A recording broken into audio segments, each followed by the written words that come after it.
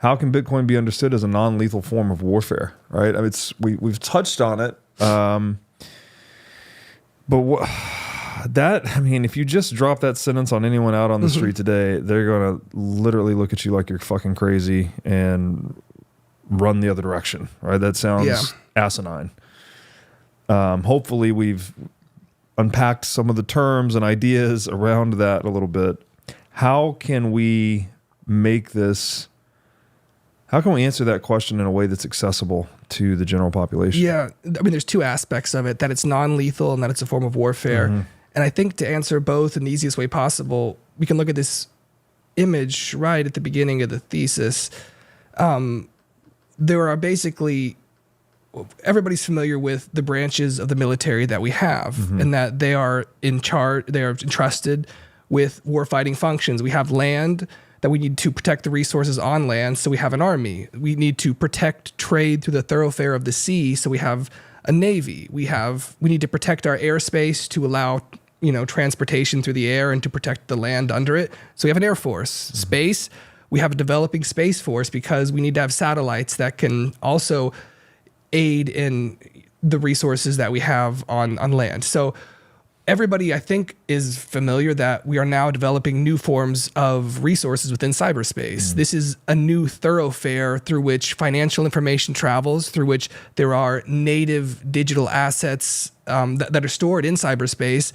The military, it can secure the infrastructure kind of the internet. The army, the navy, they can do these types of things. But within cyberspace, how do we fight the war to secure this thoroughfare to both transmit our financial information, other types of information, and protect ourselves from malicious types of attacks, hackers and things like that?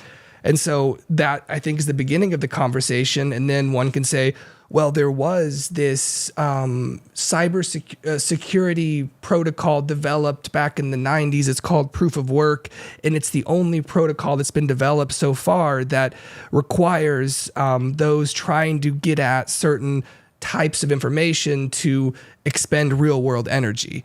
And so then what is an example of that? Well, Bitcoin has been using that type of structure for 14 years now, and it's secure.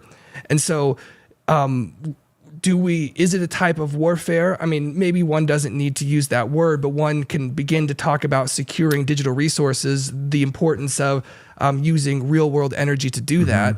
It's definitely a competition, at least. There we go. Bitcoin mining is a competition. There's no question about that. Yeah. Warfare might be a word that's triggering to some, but it's, again, semantics. Where do you draw the line, right?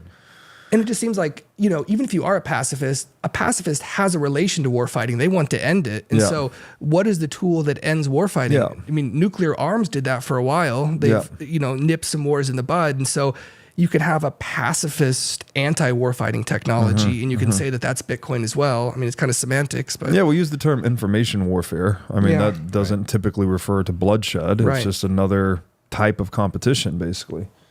It's a no holds barred competition, I think, when you're invoking warfare, right? It's like, there's not really, you could say there are rules to war, but there's not really, right? It's like technology and opportunity is basically, and physics are basically the rules. Like, what tools do you have? What opportunities do you have to exploit? And what do physics allow you to do, basically?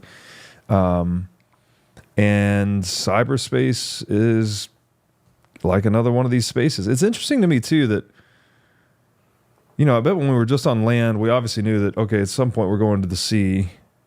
I think when we were at sea, some people didn't even think we'd go to the air, as the quote proves that we mentioned earlier. We probably really never thought we were going to space, right? Like once we're at land, sea, and air, like, all right, we're done here. This is all the domains that we could possibly be fighting war in. And then sure enough, we get into outer space, which is mind-blowing. And surely then we thought we were done, right? Like, okay, we're literally in the cosmos, right? This is the end of the road, folks. And here we are. There's another domain. It's different, right? It's abstract, but it's so important, right? Like almost the entirety of the world's infrastructure now is integrated to cyberspace. It's, I think, regarded as like the number one threat from foreign actors in this country, right? It would be a cyber attack or cyber warfare. Again, there's that term again, cyber warfare. Thanks for watching. If you enjoyed this episode, click here to find more just like it, and here to find our most recent episode. Also, make sure to like this video to help shine light on the corruption of money, and be sure to subscribe to this channel to stay connected.